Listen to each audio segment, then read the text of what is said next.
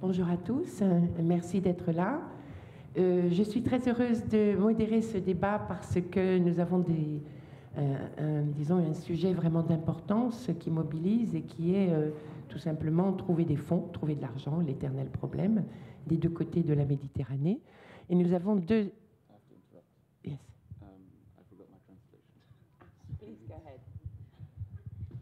Et nous avons donc deux exemples très très différents, mais qui j'espère pourront vous donner beaucoup de pistes parce qu'ils en savent très long sur le crowdfunding. L'un, donc Mathieu, que je vous présente, pendant que Mostafa va chercher donc des écouteurs. Voilà, il les a trouvés. Donc, Mathieu, je le présente brièvement, donc fait partie d'une boîte d'un site de crowdfunding qui a obtenu beaucoup de succès, qui s'est imposé dans le paysage français et qui s'appelle Ulule. Et Ulule, si je me souviens bien, c'était à cause de la chouette, le logo. Absolument. C'est ça que le fondateur Mathieu avait choisi comme logo et qui, à le vent en poupe, rachète d'autres sites de crowdfunding parce qu'il y a un besoin, parce qu'il y a une nécessité.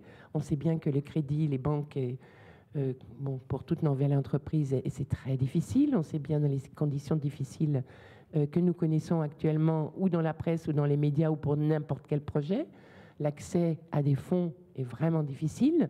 Et donc, Ulule, comme d'autres plateformes de crowdfunding, de financement participatif et collectif, propose des solutions dont on se moquait il y a 3 ans et qui maintenant, finalement, rallient les suffrages, et même de gens très très sérieux, genre l'autorité de surveillance des marchés, la commission des banques qui s'interroge sur ça, ce nouveau mode de financement, comment l'injecter dans l'économie dite normale.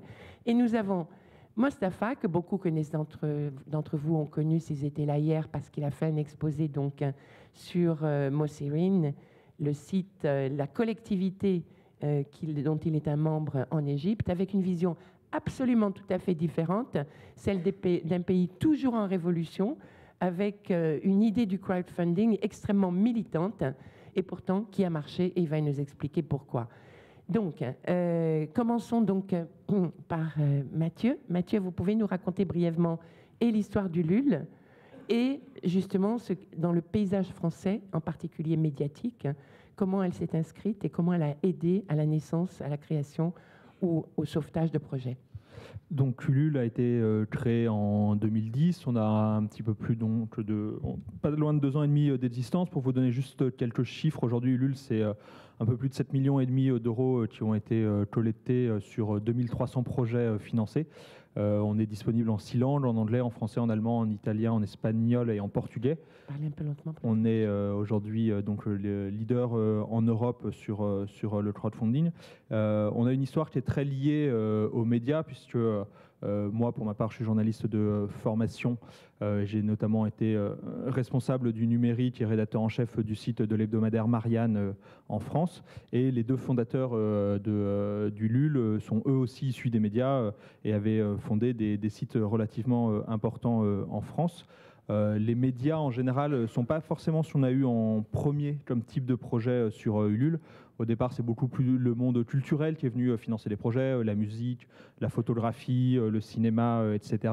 Et puis petit à petit, on a commencé à voir venir des sujets plus médias. On a commencé à avoir des journalistes qui sont venus financer des reportages photos, beaucoup, des livres sur l'information, etc. Et depuis la fin de l'année 2012, on a commencé à avoir de plus en plus de projets en journalisme pur, de projets d'entreprises de presse, puisqu'il y a un certain nombre de magazines, de revues, de sites internet sont venus chercher des financements sur la plateforme, parfois avec pas mal de succès. On a notamment David Servonnet, que vous avez dû voir ici, qui lance une revue en septembre qui s'appelle La Revue Dessinée, qui avait fait une collecte sur Ulule. Je crois qu'ils sont venus chercher un peu plus de 30 000 € à l'arrivée, qui est pour des chiffres sur des revues en français, puisqu'on s'adresse là pour le coup uniquement aux Français, sont des chiffres déjà relativement importants. Et effectivement, c'est en France aujourd'hui un moyen pour des marques de presse, pour des sites internet qui ne sont pas dans l'économie classique de la presse en France, de venir chercher des financements et de venir s'adresser directement aux lecteurs en fait, pour essayer de proposer, de faire financer des projets un petit peu alternatifs. Alors, vous avez récemment fêté un anniversaire et vous aviez mis donc en exergue sur votre site les cas les plus incroyables de crowdfunding. Vous pourriez nous les rappeler pour vous dire à quel point ça s'est rentré dans les mœurs grâce à Internet de financer participativement des initiatives qui parfois surprennent. Déjà, dans les chiffres, effectivement, le fait qu'on est, je crois qu'on ne doit pas être loin des 2400 projets financés. Donc, effectivement, en 2 ans, déjà, ça représente une masse importante de projets financés. Ensuite, on commence aujourd'hui, même pour la France, à atteindre des sommes relativement importantes. On a notre premier projet là, qui vient de dépasser les 400 000 euros collectés en un peu plus d'un mois et demi. Quel projet ? C'est un projet qui s'appelle Noob, qui est un projet de film, de long métrage, qui est à la base une web série sur Internet, qui a une communauté très importante en France et qui vient de dépasser les 400 000 euros en un mois et demi. Donc voilà, c'est un très beau projet, c'est un projet important et surtout c'est un vrai projet alternatif, c'est-à-dire qu'ils vont financer un long métrage en dehors de tous les circuits classiques du financement de long métrage, de long métrage en France. Et c'est le premier projet en France et en Europe qui dépasse les 400 000 euros, donc c'est important. On voit circuler des très grosses sommes sur des projets, notamment sur Kickstarter, sur des projets qui sont en anglais et qui en général visent le monde anglo-saxon, donc forcément avec une base potentielle d'utilisateurs absolument énorme. Là, en l'occurrence, c'est vraiment un projet très franco-français. On a sur Ulule des projets qui sont parfois disponibles en plusieurs langues parce que c'est des projets qui ont une vocation plus internationale. Mais là, en l'occurrence, c'est un projet qui a une vocation vraiment typiquement française. Et donc, c'est intéressant de voir que sur ce type de cas, aujourd'hui, on arrive à mobiliser des communautés importantes. Pour vous donner un ordre d'idée, c'est plus de 8000 personnes qui sont venues financer le projet. Donc, ça commence à faire une foule intéressante. Vous avez une idée du panier moyen, ou je ne sais pas comment on dit, de l'envoi moyen du crowdfunder, enfin du soutien ouais, alors au projet. Le projet moyen financé sur une plateforme comme la nôtre est autour de 5 000 euros. Donc en majorité, ça reste des petits projets. C'est aussi le cas sur Kickstarter, qui, malgré les projets qui ont dépassé le $1 million sur la plateforme, garde un panier moyen qui est autour de 7 000 $, donc qui n'est pas très éloigné d'une autre. C'est-à-dire que la réalité, c'est que c'est quand même une majorité de petits projets qui vont se financer. Et en moyenne, les gens donnent 50 euros sur une plateforme comme la nôtre. Je crois que c'est une moyenne qui est à peu près la même, quelles que soient les plateformes de crowdfunding. Il y a quelques très gros acteurs. Nous, on est le principal en Europe aujourd'hui, même s'il y a des acteurs importants par pays. Il y a un acteur espagnol important, un acteur allemand important. Et ensuite, il y a 2-3 acteurs au niveau mondial qui sont très importants. Indiegogo, que Mostafa a utilisé avec Mozirin, ou Kickstarter, qui est de loin le premier pour l'instant. Pour ce qui concerne plus particulièrement les projets médias, vous avez une filiale particulière, photo, tout ce qui se rattache à l'univers des médias ou d'information, ou est-ce qu'il y a des acteurs spécifiques à votre connaissance? Et vous, si vous les traitez donc au sein de Ulule, quelles en sont les grandes, disons, caractéristiques? Non, on n'a pas de soucis particuliers pour ça. C'est Ulule, dès le départ, on a vraiment eu une volonté d'être ouvert à tous les types de projets. Ce n'est pas forcément le cas de tous les sites de crowdfunding. Certains sont très spécialisés sur des domaines très précis, la musique, le cinéma. Kickstarter reste par exemple très ouvert aux projets créatif au sens large, mais va pas aller sur des projets plus solidaires, va pas forcément aller sur des projets plus politiques, etc. C'est pas leur volonté initiale. Nous, on a tout de suite pensé qu'il fallait être ouvert à tous les types de projets. Donc finalement, le journalisme rentre dans son traitement absolument comme les autres projets. Quels sont les principales, disons, du point de vue journalistique, quels sont les principaux profils de projets? J'imagine les web documentaires. Alors les web documentaires, évidemment, sont des projets qui sont beaucoup financés. Là, on est vraiment en train d'arriver, en France, on est vraiment dans cette problématique qui commence à être un peu ancienne finalement, mais d'équilibre entre les côtés revue papier et le côté numérique. Donc on a on a effectivement un mouvement finalement qui va dans les deux sens, et qu'on a à la fois d'un côté des webzines, des magazines qui étaient uniquement en ligne ces dernières années et qui ont envie d'aller vers le papier et qui viennent faire financer des revues papier. C'est le cas d'un magazine qui s'appelle Gonzai en France, qui est un webzine culturel et sociétal assez important et qui vient de faire financer les 3 premiers numéros de sa revue papier. Combien vous demandez? Ils ont obtenu, en fait, ils ont fait 3 collectes différentes et ils obtiennent à chaque fois entre 7 et 10 000 euros par numéro. Ils font préfinancer à chaque fois en fait le lancement de leur numéro. Et on a à l'inverse des journaux papier qui viennent chercher à faire financer des activités web sur le site. Donc plutôt télé, c'est-à-dire web documentaire, plutôt papier, pour avoir une pérennité dans le monde réel et publier donc des fanzines. Rien des projets radio ou d'autres projets plus Internet ou pas? On note des tendances? Alors, on a des projets très web, des projets radio, pas tellement pour l'instant. On n'a pas eu de projet spécifiquement. En même temps, je dis une bêtise, on a un projet de radio, mais qui est une radio très locale, qui s'appelle HDR, je crois, qui est dans l'ouest de la France, et qui est une radio qui vient faire financer ses activités sur le site. Et on a beaucoup de projets qui sont très liés à une activité radio, mais sur Internet, c'est-à-dire à des podcasts, etc. Et on a justement pas mal des types qui, à la base, pour l'instant, étaient beaucoup des amateurs, qui avaient des podcasts parfois très geeks, vraiment adressés à des communautés d'internautes très spécifiques, mais qui finalement commencent à prendre des audiences de plus en plus importantes, parce que c'est quand même commence à représenter beaucoup de monde en France qui sont à l'écoute de ces différents podcasts qui peuvent exister, qui arrivent à venir chercher des financements sur la plateforme. Vous voyez le podcast à travers le financement de crowdfunding de projets Oui, on a pas mal de podcasts. Là, on en a un qui s'appelle Geeking, qui est en train de se faire financer. Enfin, voilà, il y a pas mal de podcasts qui sont en train de se faire financer, oui. Alors, deux choses. On a un problème législatif, étant donné qu'en France, nous verrons avec Mustapha, et en Europe occidentale et en Amérique, il y a une grande simplicité d'utilisation, c'est-à-dire PayPal ou d'autres money bookers. On peut envoyer de l'argent électroniquement relativement facilement. C'est balisé, les personnes sont habituées, elles savent comment envoyer 10 € ou 500 €. Ce n'est pas le cas partout. Quel est, disons, le cadre légal de cette nouvelle économie, parce que c'en est une. Et ensuite, je vous poserai la question, est-ce que le gros problème pour les médias, ça c'est au coup par coup, vous dites, on finance un numéro, on finance une émission, un webdoc, mais quid de la pérennisation, quoi? Alors nous, on a sur le type de crowdfunding qu'on pratique, on a assez peu de problèmes légaux. Faut bien comprendre qu'en fait, le crowdfunding, c'est un mot qui est un peu un mot valise aujourd'hui. Il y a différents types d'activités. Dites-nous lesquels. Il y a le fundraising classique, donc qui est le don simplement. Il y a le crowdfunding en reward-based qu'on pratique, c'est-à-dire les gens viennent soutenir un projet en donnant de l'argent et ils vont recevoir une contrepartie physique en général en échange. Et puis il y a tous les crowdfunding qui vont être avec du retour financier ou avec de la prise de participation dans les entreprises. Le retour financier, c'est vous allez aller financer par exemple un artiste et vous allez espérer toucher de l'argent si jamais son disque se vend à un moment donné. Et avec prise de participation, vous allez faire financer finalement une entreprise et vous allez récupérer en échange de votre financement des parts de l'entreprise. Ce type de crowdfunding pose énormément de problèmes sur le plan législatif. Vous voulez dire en France? En France et dans tous les pays du Nord. Il y a le Job Act aux États-Unis qui est en négociation, etc. C'est en gros, si vous voulez, nous, la chance du crowdfunding qu'on pratique, il est considéré sur le plan légal finalement comme un acte commercial. C'est-à-dire qu'au final, devant un tribunal, c'est quelqu'un qui a donné 50 € sur un projet qui va recevoir un DVD en échange de sa participation. C'est considéré comme un acte commercial. Concrètement, il a préacheté un DVD. Donc finalement, juridiquement, c'est très bordé. En revanche, la difficulté, c'est pour le crowdfunding où quand les gens vont donner 100 €, ils vont récupérer 0,01% de part d'une société. Et ça pose énormément de problèmes juridiques qui ne sont pas réglés.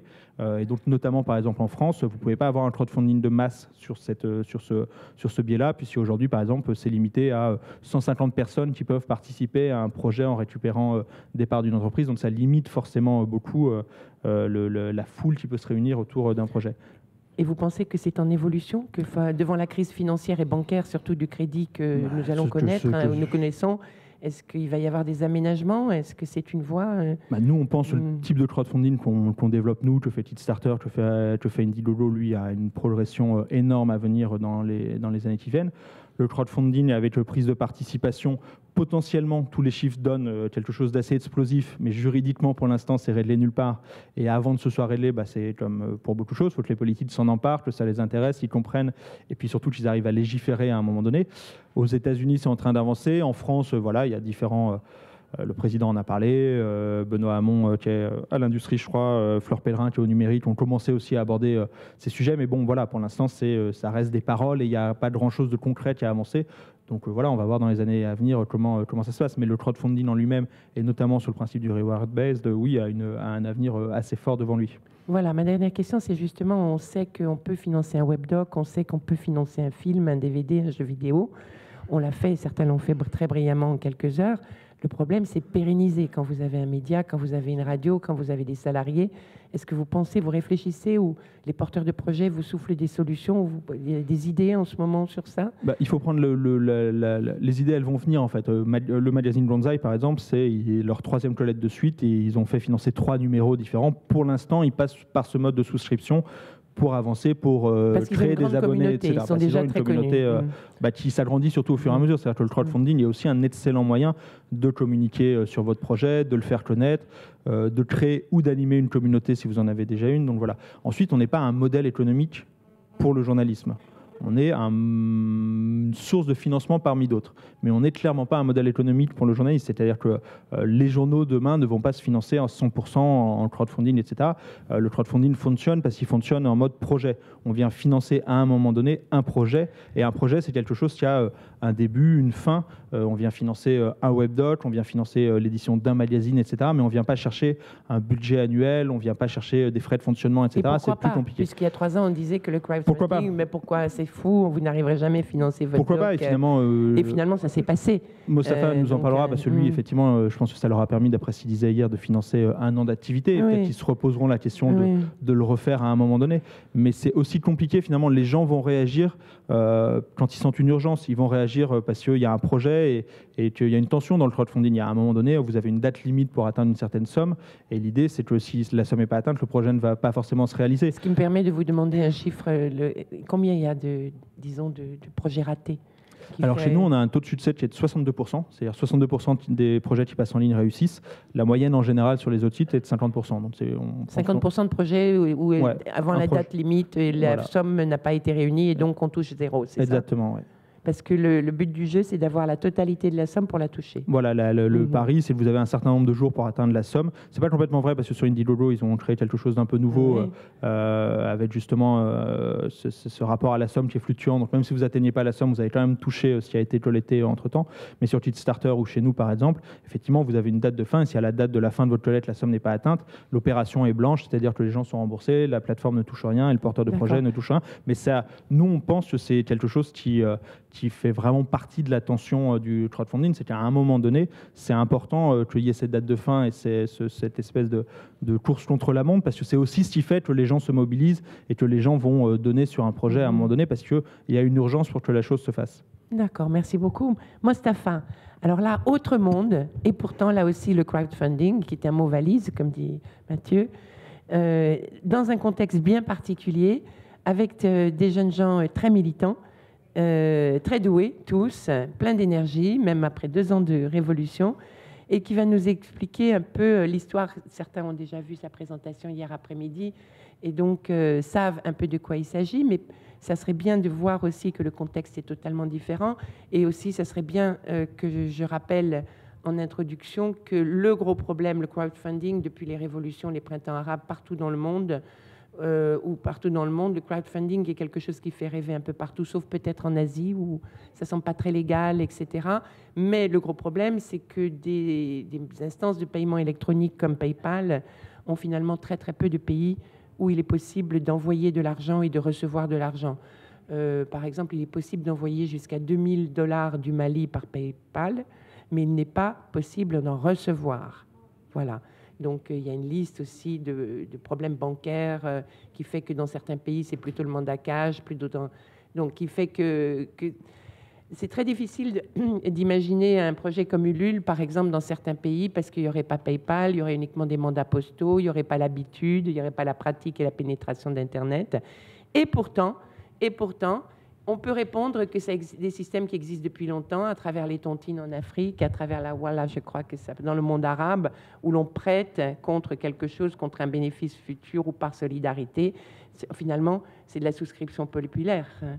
Donc, c'est très ancien. Dans les pays système. du Nord, ça a toujours existé aussi. On prend souvent 2 grands exemples, que sont la Sagrada Familia à Barcelone et la Statue de la Liberté à New York, qui sont 2 projets qui ont été sur des souscriptions populaires. Mais effectivement, Ulule, par exemple, pour revenir sur les paiements, le paiement se fait essentiellement en carte bleue, carte bancaire. On a PayPal qui est installé sur le site pour un certain nombre de projets dans le monde entier. Pour donner un ordre d'idée, aujourd'hui, Ulule, c'est des porteurs de projets qui sont issus de 50 pays à travers le monde et des contributeurs qui sont issus de 140 pays à travers le monde. Donc ça touche effectivement quasiment le monde entier, mais on a par exemple pour les porteurs de projets beaucoup de difficultés à accepter des projets, notamment venant d'Afrique au sens large, que ce soit l'Afrique du Nord ou le reste de l'Afrique, parce que justement il y a cette problématique PayPal qui refuse de récupérer les paiements, de verser les paiements qui viennent de là-bas, etc. Donc voilà, on n'a pas encore trouvé de solution complètement efficace pour gérer ça. Pour l'instant, les gens, quand ils déposent de projets, on en a pas mal qui viennent notamment de Tunisie, du Maroc, etc.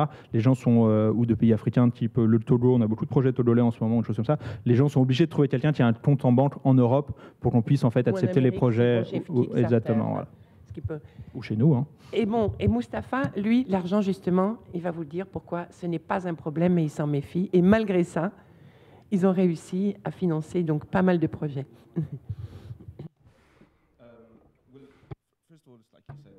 Tout d'abord, ça vient d'être dit, le crowdfunding, c'est un concept qui n'est pas nouveau. C'est vrai qu'il y a la Statue de la Liberté, il y a une autre statue connue en Égypte qui s'appelle la Renaissance de l'Égypte, qui a été construite dans les années 20, qui a été justement construite grâce à un soutien populaire, du crowdfunding avant l'heure.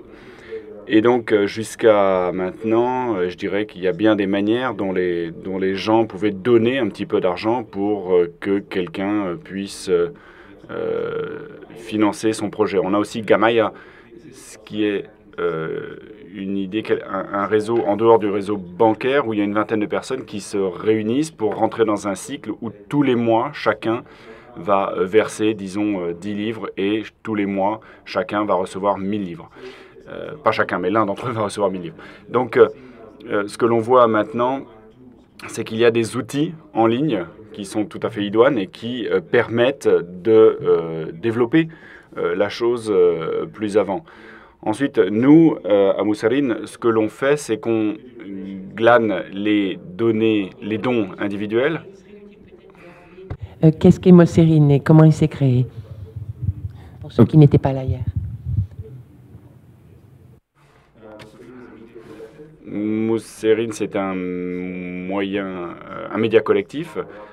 C'est non hiérarchique, c'est tout à fait circulaire. On travaille sur une base du consensus, 17-18 personnes. On travaille dans un réseau d'une centaine de militants, d'activistes.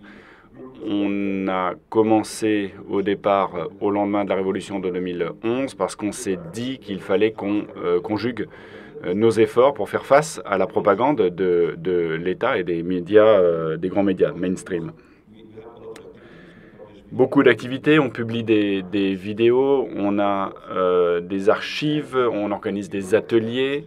Nous n'acceptons pas de financement institutionnel, gouvernemental, d'entreprise ou autre. On accepte uniquement les dons individuels.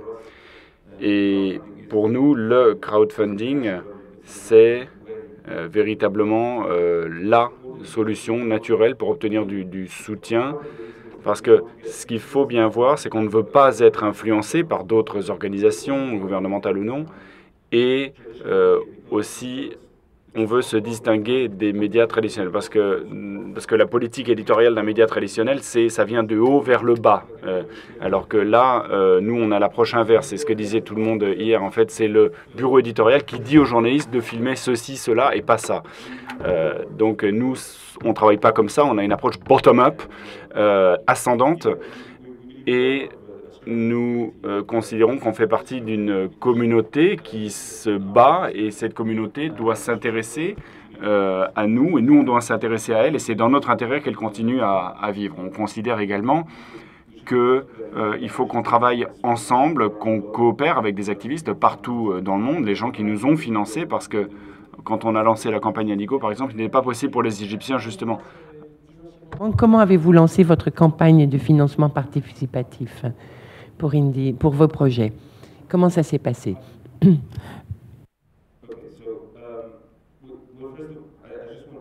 Alors, il faut bien voir qu'on accepte les dons toute l'année. On a des boîtes de dons pour toutes nos activités. Donc, ce qu'on a décidé, parce qu'on avait besoin d'avoir un espace nouveau, on s'est dit qu'on allait lancer une campagne de crowdfunding. On a eu une longue discussion sur ce qu'on pouvait proposer ou faire, combien on voulait. Donc, on a budgété tout ça. Il y a une grosse différence entre les grands médias, évidemment, et nous. Tout notre budget pour l'année, c'est $40 000. Pour une année, $40 000, oui. Donc dites ça à un journal anglophone en Égypte, qui sont plus petits que les journaux arabes, et ils vont vous dire que vous êtes fous, que c'est trop peu, un budget totalement ridicule. Toutefois, on s'est dit que c'était le bon chiffre et qu'on ne voulait compter que sur ces campagnes de crowdfunding.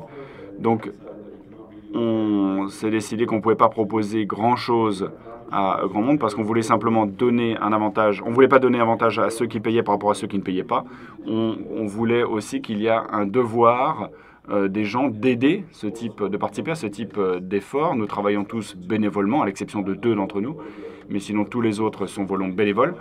Et donc c'est notre devoir de faire ça, mais c'est également le devoir des autres de nous aider à le faire. Donc la communauté internationale, il y a des activistes, il y a des gens qui ont vu nos vidéos, qui ont vu notre travail, qui continuent de nous soutenir pour qu'on continue à exister et pensent que notre travail est important. On s'est dit que c'était suffisant. D'ailleurs, si vous regardez notre page, eh bien, vous voyez qu'on a beaucoup réfléchi aux avantages en nature de ce système de crowdfunding et on s'est rendu compte qu'on n'allait pas soutenir Mozirine pour un t-shirt ou une tasse. Si vous voulez nous soutenir, c'est parce que vous pensez que vous êtes partie de la communauté internationale. C'est ce qui est écrit en bas de la page.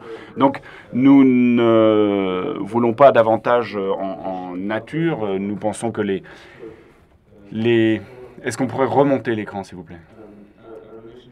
Nos chiffres de dons vont de 20 à 1000 $. La donation maximale, c'est 1000 $. Parce que vous ne voulez pas que les gens prennent trop de pouvoir au sein de votre organisation, absolument.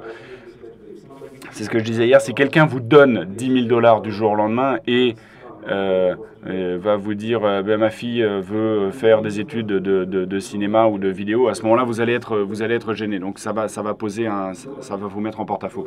Donc il n'est pas possible de nous donner plus de 1000 $. C'est la limite maximale qu'on a fixée. Voilà.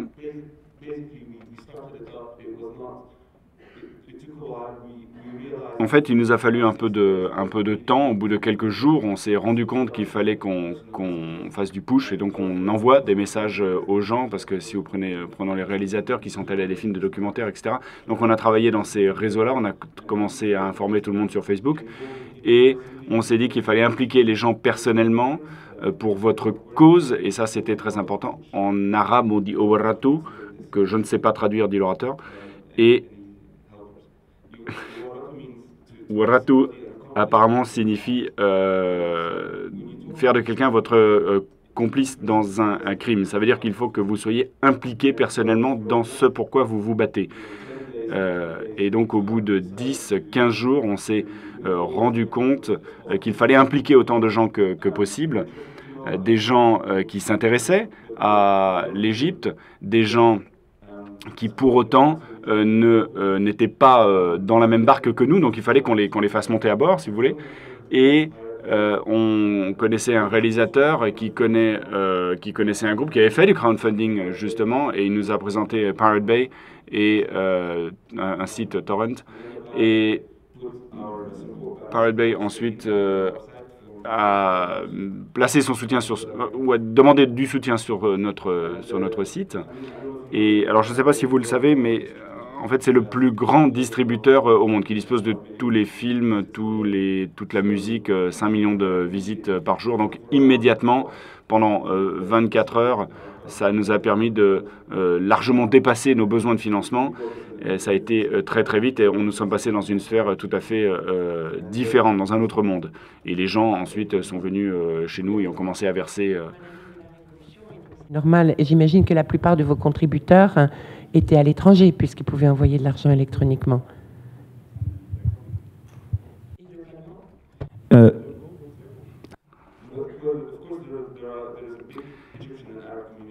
Évidemment, il y a une grande communauté égyptienne et arabe à l'étranger qui pouvait faire ça. PayPal a commencé à fonctionner en Égypte le mois dernier. Donc il n'y avait pas PayPal. Donc les gens qui payaient à l'époque étaient soit des Égyptiens à l'étranger, des Arabes ou des activistes internationaux, des gens qui s'intéressaient et qui souhaitaient payer. Localement,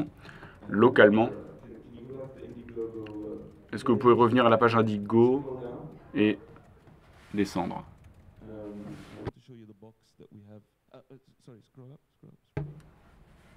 That's the box. Okay, so we have these boxes. Ah, voilà la boîte. Ça, c'est les boîtes qu'on a un peu partout, les urnes, si vous voulez. Et c'est comme ça qu'on recueille des fonds au niveau local, des dons. On fait des projections, des ateliers, on a du matériel d'édition, de films, de vidéos. Et donc, si vous ne pouvez pas vous le payer, vous n'avez pas besoin de payer, on vous conseille de verser tant, disons 100 livres égyptiennes, donc disons 18 €, pour pouvoir utiliser le matériel pendant une journée. Et si vous voulez verser davantage, évidemment, vous pouvez. Mais on ne fait pas la manche en disant « Ah bah écoutez, on aimerait bien que vous nous donniez un petit peu plus, etc. » Non, c'est pas l'objectif. Cette boîte, elle est à l'extérieur, à côté de la porte. Et on dit « Bon voilà, c'est vous qui voyez, vous faites ce que vous voulez. » Vous mettez ces boîtes ambulantes, vous n'avez pas de lieu. C'est des boîtes que vous posez là où vous faites des formations, des projections. Qu'est-ce que vous faites justement pour lever des fonds localement?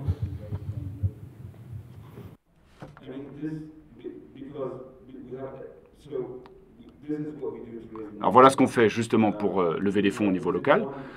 On a un gala, bon, je ne sais pas si c'est le bon mot, mais enfin bon, on a une soirée, une séance qui est organisée pour les classes supérieures égyptiennes qui peuvent nous soutenir, mais on essaie de communiquer avec eux également pour que s'il nous arrive si on a le moindre problème, on ait les bonnes connexions et le bras un peu plus long. Donc en tout cas, on place ces boîtes et la plupart du temps, c'est comme ça qu'on fonctionne, en plaçant justement ces urnes, en les mettant à disposition. Et ce que je peux vous dire, c'est que pour les ateliers, le don conseillé, c'est 8 €, 50 livres égyptiennes. Et il y a beaucoup de gens qui payent un petit peu plus, évidemment, parce que si ils devaient suivre cet atelier ailleurs, ça leur coûterait 1000 livres peut-être. Donc la plupart du temps, les gens payent 400, 500 livres. Et en fait, ça paye, en effet, ça couvre les frais. Vous avez couvert donc combien de dollars pour la première année? Vous raisonnez en années, c'est ça? Vous raisonnez en budget annuel?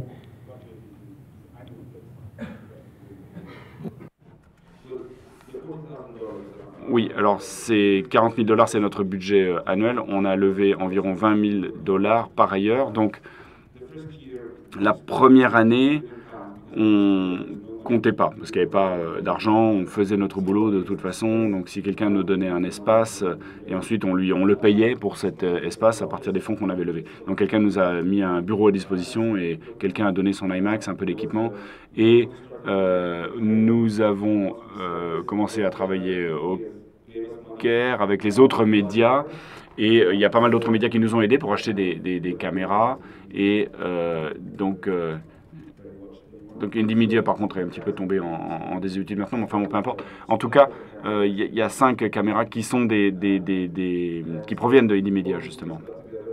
Tout ça c'est fait. La première année, on n'a pas vraiment compté donc. Mais pour ce budget, ça c'est le budget 2013, mais je dois dire qu'on n'a même pas commencé à le dépenser. Donc depuis 6 mois, on travaille à partir de dons locaux et on a décidé que l'année serait de juillet 2013 à juillet 2014. Donc ce sera un budget annuel en effet pour toutes nos activités. Vous avez dit hier que maintenant vous ne voulez plus lever de l'argent pour vous-même, mais être un peu un intermédiaire pour d'autres projets, c'est ça? Est-ce que vous allez commencer votre propre plateforme de crowdfunding?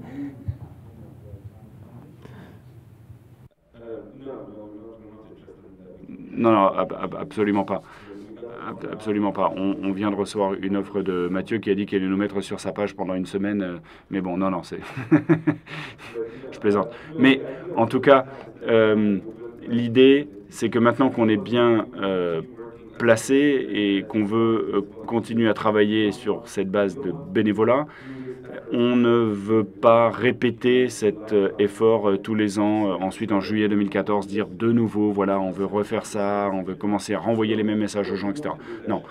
L'idée, c'est plutôt de downsizer, de réduire nos activités au maximum. Il y a un certain nombre d'ateliers qui sont organisés dans des villes égyptiennes. Et l'an prochain, il y aura une autre série d'ateliers dans davantage de villes égyptiennes. Et dans la plupart de ces villes, nous encourageons les participants à ces ateliers à travailler dans le domaine des médias, à faire des projets collectifs en limitant nos budgets au maximum. Et si les gens veulent nous financer, nous donner l'argent, à ce moment-là, on va pouvoir les envoyer vers d'autres initiatives qui, elles, ont besoin d'argent. Il y a un autre espace à Sandara, à Alexandrie, où ils font un travail tout à fait remarquable. Et pendant une semaine ou deux, nous avons orienté tous nos financements vers eux. On l'a fait pendant une dizaine de jours pour qu'ils puissent couvrir leur loyer, etc. Donc, en fait, nous, on ne veut pas que Moussaline devienne cette espèce de géant multiforme, le Coca-Cola du journalisme citoyen. Pas du tout. En fait, la plupart du temps, dans les ateliers, ils nous disent pourquoi on n'a pas un Moussaline à Mansour ou à Alexandrie, etc. Non, c'est pas du tout l'idée. On ne veut pas en avoir ni la responsabilité, on ne veut pas non plus que Moussaline soit un centre parce que tout est décentralisé en Égypte, donc on ne veut absolument pas que ce soit comme ça. C'est aux questions que la plupart de ces personnes qui réunissent de l'argent ne veulent pas être en association en Égypte ou dans d'autres pays du Maghreb ou du Moyen-Orient, parce qu'avoir une association, avoir une présence juridique et tout, est un grand danger. Vous pouvez être arrêté. Il y a eu récemment des procès, donc, pour des ONG basées en Égypte, mais parfois aussi au Maroc. Les personnes ne préfèrent, c'est un obstacle supplémentaire, c'est une info que je donne, parce que avoir une association, parfois, ça veut dire être dans la ligne de mire. Et c'est très facile après de chercher des noises. Des questions, plein de questions. I just want to clarify. Oui, je voulais simplement préciser une petite chose quand même, apporter un bémol. C'est pas tant qu'il y a un danger pour nous, mais c'est plutôt qu'il n'y a pas de cadre juridique qui nous permet de faire ce qu'on voudrait faire. Donc, quoi qu'on fasse, ce sera considéré comme étant illégal. Donc, on s'est dit que ce n'était pas la peine de créer quoi que ce soit. Beaucoup de questions, beaucoup. Alors, je vais commencer par monsieur. Oui, bonjour, Hugo Guillemet, je travaille au Progrès près de Lyon. Et j'avais une petite question d'ordre très pratique pour Mathieu. Puis-je proposer un projet simultanément sur plusieurs plateformes ou bien existe-t-il des contrats d'exclusivité à partir du moment où un projet est sur une plateforme ? Il n'y a pas de contrat d'exclusivité en tant que tel. Ensuite, on le déconseille et la plupart des plateformes le déconseillent. En fait, c'est surtout que concrètement, ça n'a pas de sens en fait de déposer un projet sur plusieurs plateformes. Les gens ont l'impression en fait que s'ils posent un projet sur plusieurs plateformes, ça va amplifier leur collecte et qu'ils vont réussir à toucher plus de monde. En fait, au contraire, ça affaiblit concrètement leur collecte, puisque une collecte, c'est à un moment donné réussir à envoyer le maximum de gens sur un endroit, sur une page sur Internet, et de transformer ensuite un maximum de gens en personnes qui vont vous soutenir financièrement. Donc si vous commencez à envoyer les gens de votre réseau, les gens qui vous suivent sur Facebook, les gens qui ont envie de vous soutenir, vous les envoyez sur 3-4 lieux différents de collecte, vous allez complètement éparpiller en fait les soutiens et vous risquez plutôt d'échouer sur toutes les collectes que vous allez lancer sur les 2, 3, 4 sites sur lesquels vous allez être présent. Là où si vous concentrez toutes les forces sur un seul, vous avez beaucoup plus de chances de réussir. Donc c'est pas tellement c'est pas qu'on dit il n'y a pas de refus légal de le faire, mais en général, on déconseille aux gens de le faire. Et quand ils ont déjà une collecte ailleurs, on leur dit concentrez-vous sur votre collecte là-bas plutôt que de venir chez nous en faire une deuxième. Quoi. À côté de vous, monsieur. Alors, Benjamin, je suis étudiant à l'école, à l'ESJ de Montpellier. Est-ce que dans le cadre de l'information, dans le domaine de la presse, la limite donc du crowdfunding et du financement participatif, ce n'est pas sur la durée? C'est-à-dire que quand on veut proposer un projet ponctuel, à la limite, on peut le détailler suffisamment pour que les contributeurs sachent à quoi ils auront affaire. Mais est-ce qu'ensuite, si on veut lancer quelque chose sur la durée, il n'y a pas un risque, par exemple, de conflit d'intérêts ou de fermer les yeux, par exemple, sur la provenance des fonds, d'être plus indulgent avec les contributeurs? Est-ce que ce n'est pas justement le risque sur un projet qui est voué à durer? En fait, je trouve que la question, elle mélange un peu deux choses. C'est oui, on est en mode projet, c'est en crowdfunding, c'est ce que je disais tout à l'heure.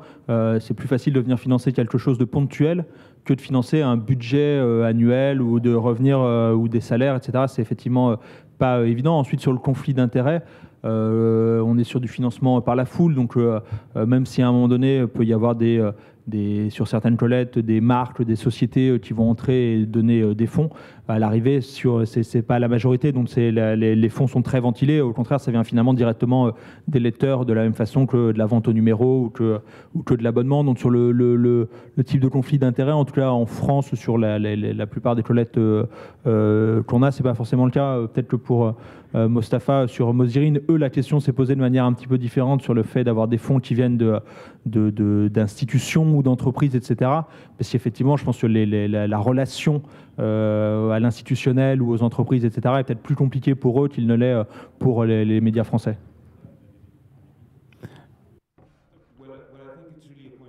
Alors, je crois que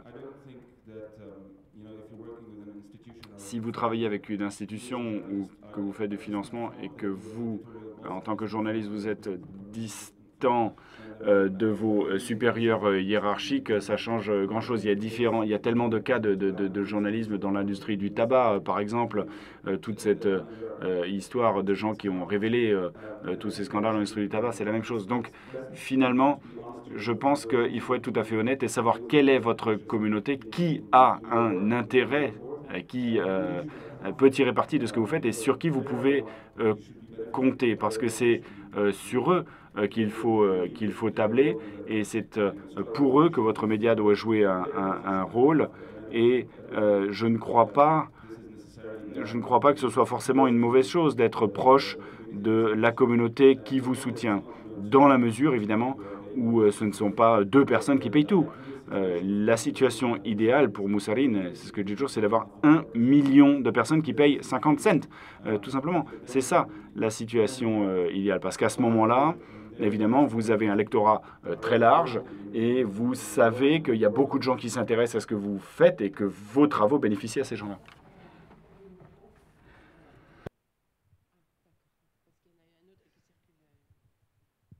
Merci. Ayman Mhanna du Liban. Comment évaluer les expériences de crowdfunding quand il s'agit de journalisme d'investigation, où il y a des sujets très précis qui ne sont pas nécessairement traités par les médias traditionnels et où les citoyens pensent avoir besoin d'informations supplémentaires, où les budgets de ces types d'investigations qui peuvent prendre un peu de temps sont clairement présentés, et puis où on appelle les gens, les citoyens, à contribuer afin d'avoir l'information dont ils ont besoin? Il y a des projets comme ça qui se sont lancés effectivement de journalistes qui vont dire bah voilà, moi je voudrais faire une enquête sur tel sujet et en gros mon enquête elle va me coûter X milliers d'euros et voilà, j'ai besoin de fonds pour la faire financer. Donc il y a des projets comme ça qui arrivent à se financer. C'est compliqué, c'est de le répéter sur la longueur, etc. Donc effectivement derrière, faut en général quand même qu'il y ait au minimum une marque média ou quelque chose d'un peu important qui permette de porter aussi ces projets.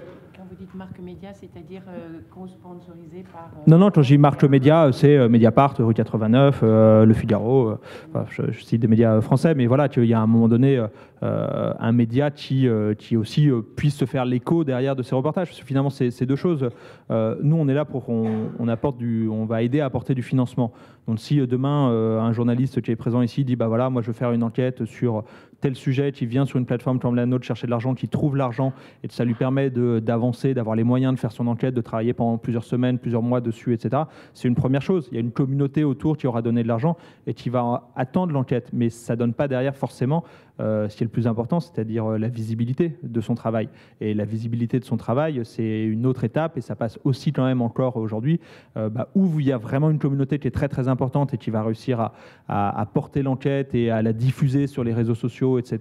Et donc finalement de manière très éparpillée, comme ça peut se voir aujourd'hui sur Internet, ou alors à un moment donné, il faut aussi quand même qu'il y ait un média relativement important qui s'y associe et qui lui donne la visibilité, qui lui donne l'ampleur, un média ou plusieurs médias d'ailleurs, parce qu'aujourd'hui on commence justement à être dans un monde où parfois on l'a vu avec Wikileaks, on l'a vu avec des choses comme ça, où parfois des enquêtes ou des sujets sont portés par plusieurs médias à travers le monde, mais il y a un moment donné, c'est aussi cette visibilité qui va être importante, donc c'est finalement deux sujets un peu différents, mais le crowdfunding peut aider à avoir une visibilité aussi sur certains sujets.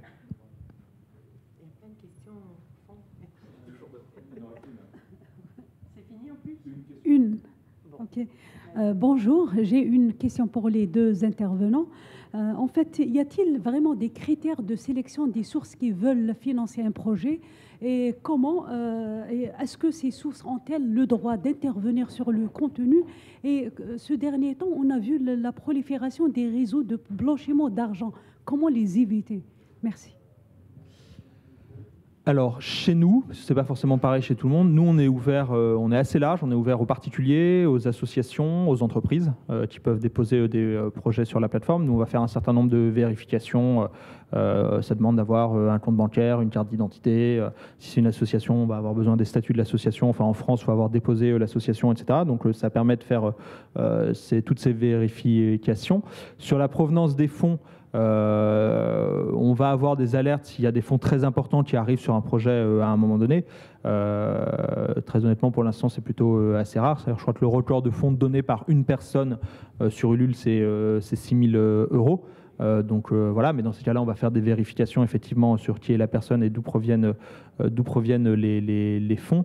Mais ensuite, voilà, la majorité des fonds sont très ventilés. Sur le blanchiment d'argent, effectivement, c'est une question qui peut se poser, mais c'est notamment ce qui pose problème par rapport au cash et ce qui fait qu'on ne peut pas accepter en fait sur les projets. On a parfois des porteurs de projets qui nous disent bah voilà, on m'a donné 100 euros, on m'a donné 50 euros, etc. Est-ce que vous pouvez les affecter à la Colette? Non, en fait, on est obligé de refuser légalement de le faire parce que justement, il y a toutes ces problématiques éventuelles de blanchiment d'argent. Et ensuite, tout le reste, comme ça passe essentiellement ou par PayPal ou par Visa, et que nous, on a un système transactionnel en France, c'est assez compliqué. Donc, on passe par un prestataire qui est reconnu, qui a un agrément bancaire, etc. Donc, voilà, il y a un certain nombre de vérifications qui sont faites sur tout ça, qui protègent a priori de ces histoires de blanchiment.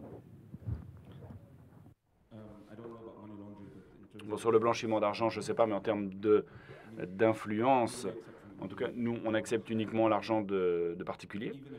Et même si quelqu'un a des intentions cachées ou quoi que ce soit, mais l'idée, c'est que le reste de la communauté permet d'équilibrer les intentions de chacun. Donc, on n'est pas responsable pour les gens, on est responsable pour la lutte qui est menée, pour la communauté locale, mais on n'est pas responsable des demandes personnelles des donateurs.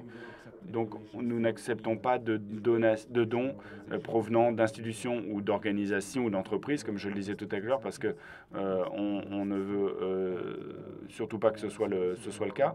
Et donc, ça reste vraiment notre ligne directrice. C'est la chose qu'on ne veut pas faire. Au-delà de ça, si vous travaillez pour les Nations Unies et que vous voulez quand même nous faire un don, pourquoi pas?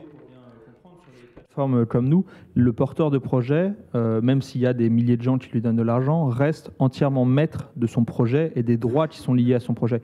Quand je parle des droits, ça va notamment être si on est dans la presse, dans la musique, dans le cinéma, etc. Les droits moraux qui vont être générés, le fait de la diffusion des œuvres, etc. Et tout, c'est pas parce que c'est pas parce qu'il y a plusieurs centaines de personnes qui ont participé à votre projet que ces personnes ont un quelconque droit sur ce que vous produisez au final. Le seul droit qu'ils acquièrent, c'est le fait que s'ils ont payé 20 euros et que pour 20 euros, vous leur avez promis telle ou telle chose, vous devez leur délivrer telle ou telle chose. Mais ils n'ont aucun droit sur le projet lui-même, sauf de dire du mal de vous si c'est Mozirine et que finalement ils ont l'impression que Mozirine ne fait pas le travail qu'ils auraient dû faire, etc.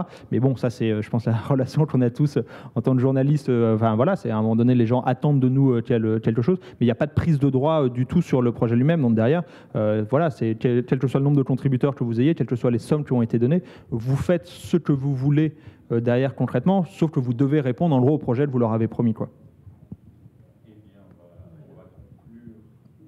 1, 2, 3.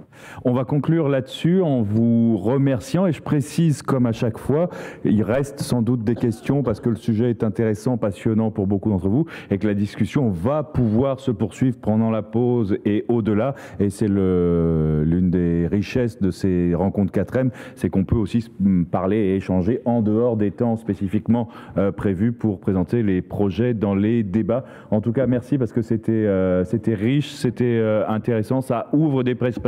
Ce n'est pas une solution, mais ça ouvre des perspectives pour un certain nombre de choses.